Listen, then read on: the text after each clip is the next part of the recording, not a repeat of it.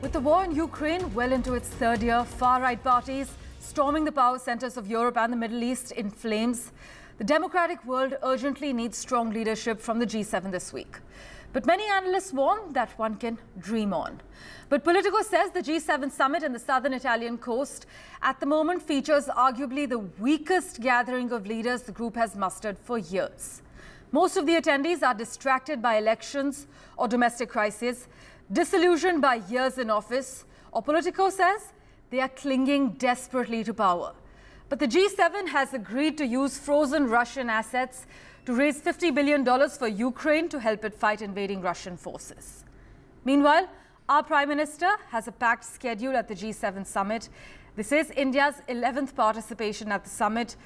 But Ukrainian President Volodymyr Zelensky and Joe Biden, they have signed a 10-year bilateral security deal between the United States and Ukraine, which Kiev has hailed as historic. Here are the key takeaways so far.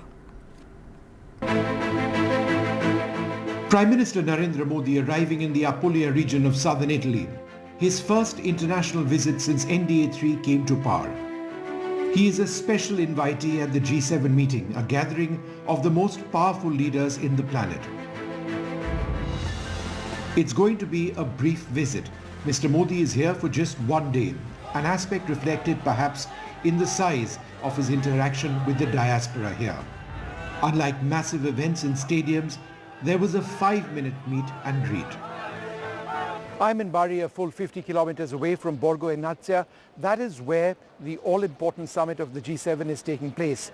The reason we've been unable to go over there is because that entire area is off limits for the media. It's been turned into an absolute fortress. But behind that fortress are important conversations which are taking place, not least of all, on the future of Ukraine. The US President Joe Biden landing in Italy.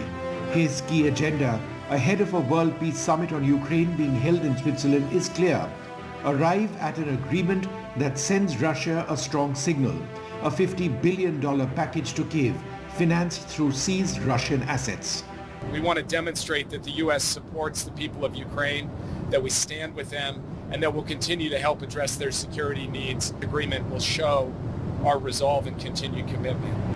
It's unclear at this stage if Prime Minister Modi will be drawn into the conversation on Ukraine, and it remains unlikely that he'll attend the Ukraine Peace Summit, though India will be well represented.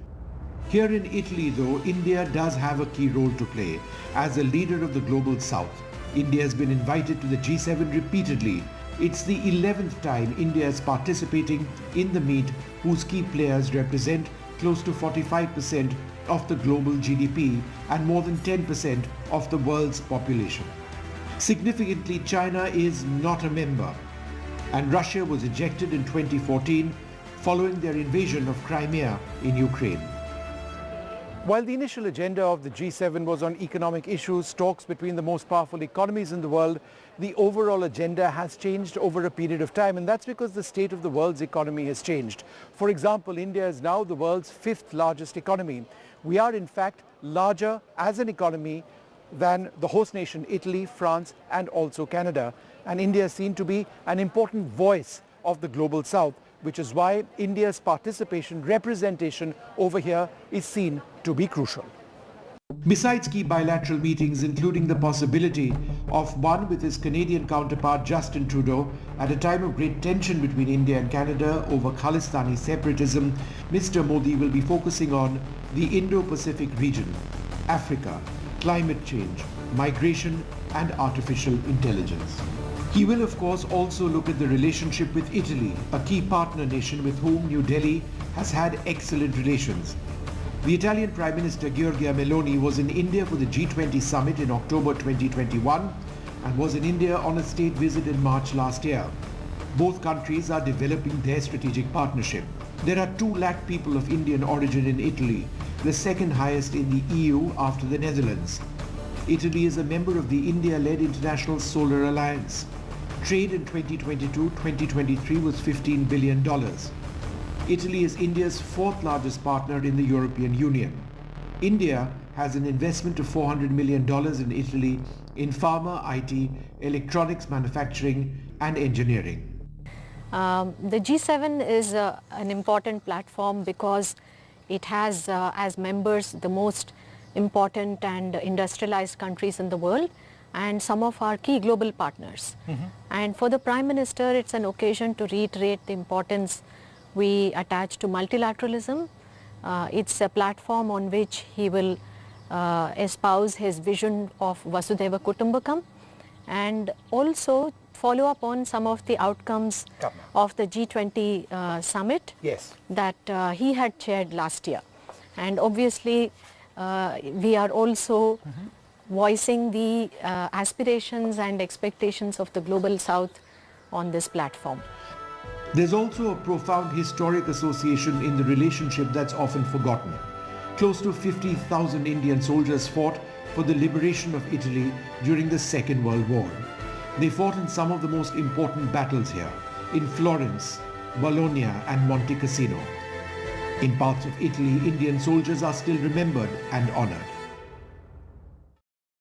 The Prime Minister's visit to Italy at this time, within days of being sworn in for a record third time as Prime Minister, sets the stage for his foreign policy agenda. India, as we've been repeatedly saying, is an important voice of the Global South. We've had an outstanding G20 as well. Over here, there is an impetus being added to the India story, important conversations. Remember, India is also essentially non-aligned. That word is no longer as fashionable perhaps as it once was, but India is not associated with any one power bloc, which in a sense adds to the respect that India earns around the world as an even player, an equal player, which deals with the major powers in an equal way. With camera person Rakesh Singh, Vishnu Shom in Bari for NDTV.